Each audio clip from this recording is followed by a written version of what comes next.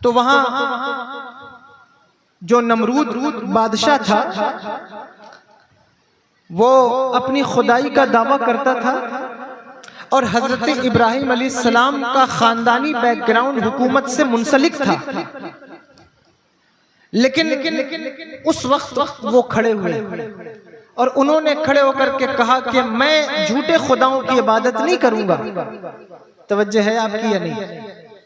بس پیغام دے رہا ہوں، بات ختم کر دوں گا جلدی، اگر آپ توجہ سے سنیں گے تو جلدی ختم کروں گا۔ وہ کھڑے ہوئے اور انہوں نے کھڑے ہو کر کہا کہ میں جھوٹے خداؤں کی عبادت نہیں کروں گا۔ ظاہر ہے کہ حکومت کا مذہب لوگوں کے اندر انفورس کیا جاتا ہے، ڈالا جاتا ہے، حکومت کی لینگویج لوگوں کے اندر انفورس کی جاتی ہے، حکومت کا مذہب انفورس کیا جاتا ہے۔ اور نمرود کوئی وزیر نہ تھا، وہ تو بادشاہ تھا، ایک قول کے مطابق عراق کا بادشاہ اور ایک قول کے مطابق پوری زمین کا، روئے زمین کا بادشاہ تھا۔ اور اس کا مذہب کیا تھا کہ وہ بتوں کی عبادت کرتا تھا، اور خود کو خدا کہلواتا تھا، سوری۔ تو اب آپ بتائیے، اس ماحول میں حضرت ابراہیم علیہ السلام کھڑے ہوئے اور انہوں نے کہا کہ میں ان کی عبادت نہیں کروں گا، اور سارے لوگوں کو سمجھایا کہ تم ان کی عبادت نہ کرو، لیکن وہ نہیں مانے۔ جب نہیں مانے تو ایک دن ان کے میلے کا دن تھا، عید کا دن تھا قوم کے، قوم گئی میلے میں، حضرت ابراہیم علیہ السلام نہ گئے۔ اور جب سب چلے گئے تو آپ بت خانے میں آئے، اور بت خانے میں آ کر جو وہاں بت رکھے ہوئے تھے آپ نے ان کو توڑ دیا، اور توڑ کر کے جو کلہاڑا تھا وہ بڑے بت کے ہاتھ میں تھما دیا، اور تھما کر چلے گئے۔ تو جب قوم پلٹ کر آئی تو لوگوں میں یہ شور ہو گیا کہ کسی اور نے نہیں توڑا ہوگا، اگر توڑا ہوگا تو ابراہیم نے توڑا ہوگا۔ تو ان کے پاس آ گئے، آ کر کہا کہ یہ کس نے توڑا ہے؟ تو کہا مجھ سے کیوں پوچھتے ہو، وہ جو بڑا بت موجود ہے اس سے پوچھو کہ کس نے توڑا ہے۔ انہوں نے کہا یہ بولنے والا نہیں، یہ بولتا نہیں، ہم اس سے کیسے پوچھیں؟ ان کو موقع مل گیا، انہوں نے کہا جب یہ بول نہیں سکتا، گواہی نہیں دے سکتا، تو تمہیں بچائے گا کیسے؟ جہنم کی آگ سے تمہاری حفاظت کیسے کرے گا؟ اب ان کے پاس کوئی دلیل نہ تھی، توجہ ہے آپ کی یا نہیں؟ ان کے پاس کوئی دلیل نہ تھی کہ وہ اپنے خداؤں کی طرف سے کوئی دلیل دیتے۔ تو جب کسی کے پاس دلیل نہیں ہوتی تو وہ مارنے مرنے پہ اتارو ہو جاتا ہے۔ جب کسی کے پاس کوئی علمی دلیل نہ ہو، جب کسی کے پاس کوئی جواب نہ ہو، تو پھر اس کی لینگویج بدلنے لگتی ہے۔ جب کسی کا علمی قد ناپ لیا جائے تو پھر اس کی زبان گالی گلوچ پر اترنے لگتی ہے۔ انہوں نے علمی جواب تو نہ دے سکے، جواب کا رد تو نہ کر سکے، بات کی دلیل تو نہ لا سکے۔ انہوں نے کہا کہ ایسا کرو کہ ان کو آگ میں ڈال دیا جائے۔ اتنا بڑا آتش کدہ تیار کیا گیا، تفصیل کا وقت نہیں ہے، پیغام دے کے گزر جاؤں گا۔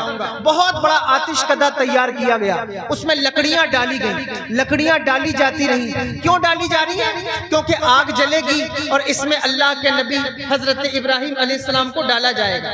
آگ لگائی گئی اور ایسی آگ لگی کہ 3-3 میل اوپر اڑنے والے پرندوں کے پر جل کر وہ جو ہے جھلس جاتے، گر جاتے، ایسی خطرناک آگ لگائی گئی۔ توجہ ہے آپ کی؟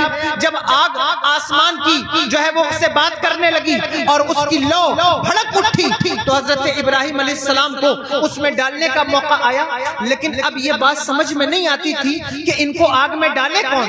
3 میل کے فاصلے سے پرندے جل جاتے ہیں تو پھر ڈالنے کون جائے گا؟ کیسے ان کو ڈالا جائے؟ جب کسی برے کام کا منصوبہ قوم بنا لے تو اس کو مشورہ دینے شیطان سب سے آگے کھڑا ہوتا ہے۔ تو شیطان سب سے آگے بڑھ کے کھڑا ہو گیا اور اس نے آ کر کہا کہ ایسا کرو، ایک منجنیق بناؤ۔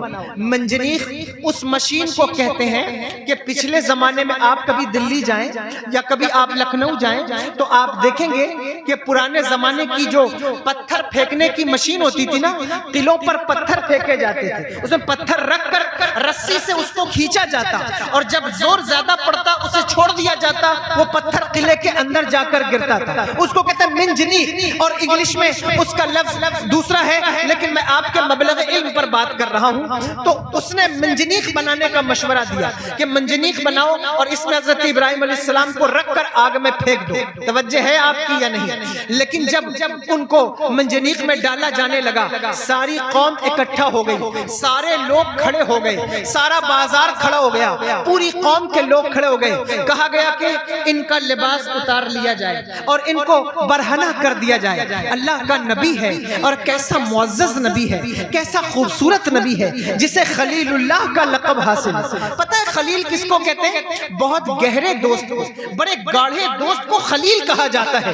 اب ساری قوم کھڑی ہے، اس کے سامنے حضرت ابراہیم علیہ السلام کا لباس اتارا جانے لگا، لیکن اللہ اکبر کبیرہ اپنے قول سے پلٹے نہیں۔ پتہ چلا حضرت ابراہیم کا پیغام یہ ہے کہ اللہ کی وحدانیت کے لیے، مذہب کے مشن کے لیے، دین کی بقا کے لیے اگر گردن اترتی ہے اتر جائے، اگر عزت اترتی ہے اتر جائے۔ عزت تو دی جا سکتی ہے، گردن تو دی جا سکتی ہے، اولاد کی قربانی تو دی جا سکتی ہے، لیکن اللہ کے مذہب کو نہیں چھوڑا جا سکتا، اس کے دین کو نہیں چھوڑا جا سکتا۔ یہ پیغام ابراہیم ہے، حقانیت کو نہیں چھوڑا جا سکتا، حق بات سے منہ نہیں پھیرا جا سکتا۔ اس لیے جو قربانی کرتا ہے، جو حضرت ابراہیم کی یادگار مناتا ہے، اسے یہ بات یاد ہونی چاہیے کہ سب کچھ کیا جا سکتا ہے، لیکن حضرت ابراہیم کا نام لیتے ہو تو حق سے روگردانی نہیں کی جا سکتی، حق سے منہ نہیں پھیرا جا سکتا۔ اس لیے حق کے ساتھ کھڑے رہو۔ تعداد مت دیکھو کہ ہماری طرف تعداد کتنی، لوگ کہتے ہیں کہ ہم کیسے حق بات کہیں، ہمارے ساتھ تو لوگ ہی کوئی نہیں ہے، تو کچھ لوگ ہو جائیں تو کچھ بات میں اثر پیدا ہو۔ میں کہتا